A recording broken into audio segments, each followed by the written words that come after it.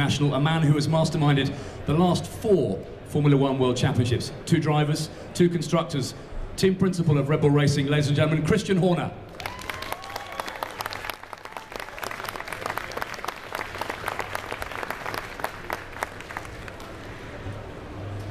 That was as big a clap and cheer as any of the drivers we've had. Oh really? Even David Coulthard? Yes, way bigger, way bigger, okay. Yeah. Welcome, Christian. Happy New Year. And, Happy New Year to you. Here we are again. Congratulations. 2 more titles in the bag. Tom, you probably slowed down a bit, I think.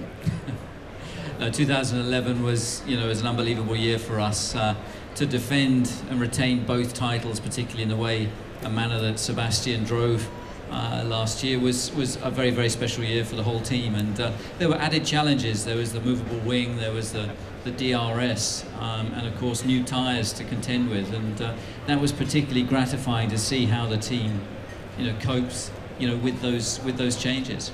Which gives you the most personal satisfaction, winning it for the first time or successfully defending it? Well, the different pressures. There's the first time is really special because there's a euphoria of having achieved it. We've done it. We've achieved a world championship and then a double world championship, with the constructors, and then the pressure of expectation changes. Suddenly you've gone from being quick and winning races to being world champions, and when you turn up and you pull up in that first garage in the first race, then suddenly you realize that you're there to be shot at, and there's some phenomenal teams that we're competing against. So it's a different pressure. So in many ways this last championship was even more rewarding, because with the added pressure and the manner that we defended those titles and the performances that we put in at circuits that we hadn't been strong at previously, like Monza, like Spa, to win again in Monaco was very special.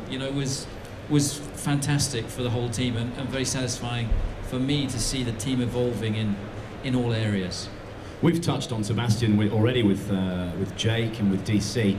He's 24 years old and he's won 2 world championships. I was talking to John Watson on Thursday, a former world championship runner-up and British Grand Prix winner. He hadn't even gone near a racing car when he was 24. I think what Sebastian's achieved at such a young age is remarkable. How old's John now? Is he about 90 or? Yeah.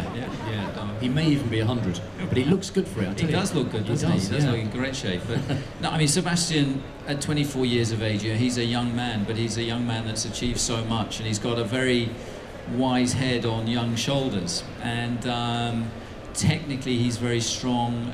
Physically, he's very strong, and obviously, he's got an enormous amount of natural talent and intelligence. But above all of that, he's genuinely a nice guy, which doesn't happen that often, to have somebody at the top of their game and to have achieved what he does and maintain a sense of humor and popularity that is quite unique. He was parachuted into Scuderia Toro Rosso just 3 or 4 years ago and was very quickly a man who was marked. Somebody in your organisation must have known something.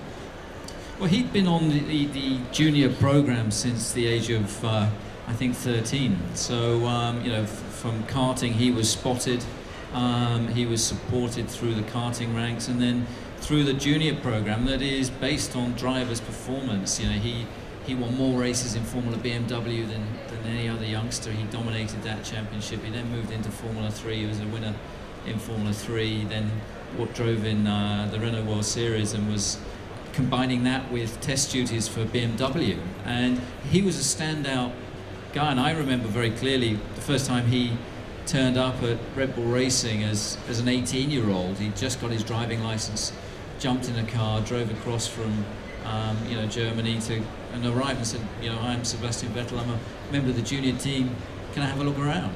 And he took the initiative to do that, to introduce himself, and that's he's maintained that all the way through his career so far. And he seems